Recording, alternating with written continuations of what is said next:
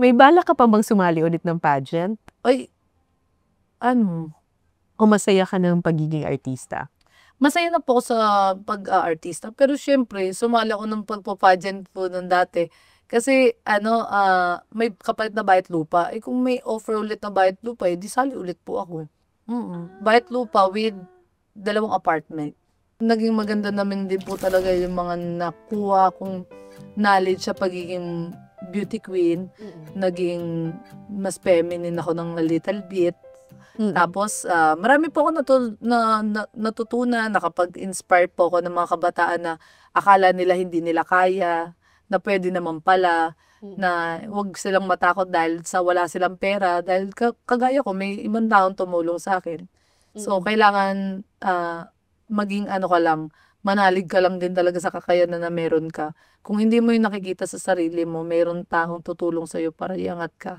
So, Sir Wilbert yung sa akin, Miss Cara. Siyempre, dun sa isang will ng buhay ko din, so hindi naman din dahil sa kanya, hindi ako makakapasok sa TV. Dahil sa ibang tao, kaya ako nandito. Kaya ako may mga trabaho kasi dahil sa mga tao sumusuporta din sa akin. Pero dahil din masipag ka. Dahil din masipag ka, dahil magandang kalooban mo, at dahil may talino ka. Sa talino? Oo! Sana, meron talaga. Pero willing to learn pa rin naman ako, Miss Karen. Hindi ko naman kina-close yung Good. door na Oo. hanggang dito na lang ako. Nag-aaral pa rin naman po ako, secret. Pag nagka-diploma ako, popost ko na lang.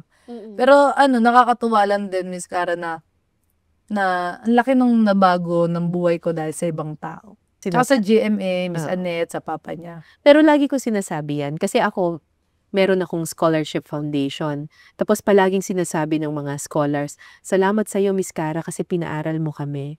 Pero ang totoo niyan, kahit na gaano karaming tulong ang ibigay mo sa isang tao, kung yung tao yun hindi marunong magpursige, at hindi marunong magpakalakas, at hindi marunong pahalagahan yung tulong na yun, wala rin mangyayari eh. So, tulong nga lang yung binigay ng ibang tao. Pero, majority nun, ng effort nun, sa'yo. So, you have to give yourself a pat on the back. Na, ikaw rin yun. Huwag mo Ikaw rin sayangin yun. yung oportunidad na binigay sa iyo. Ako wala ho ako sinayang. Talagang grinab ko po lahat. Basta alam kong para sa pamilya din. Sabi ko, papatulong ko to. Pag ako naging talagang successful talaga, tutulong din ako, Miss Cara.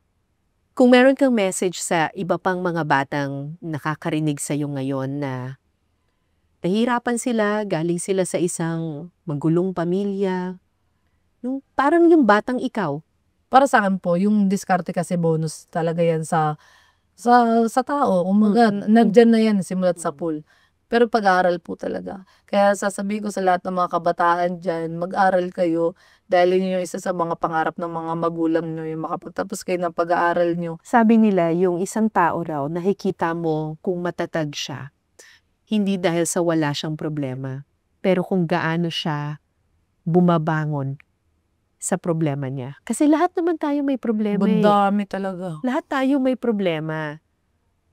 What sets us apart ay kapag makakabangon ka ba doon sa problemang yun.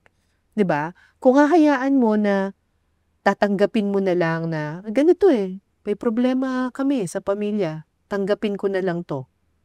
Walang mangyayari sa'yo, 'di ba? Pero ikaw, you rose above it.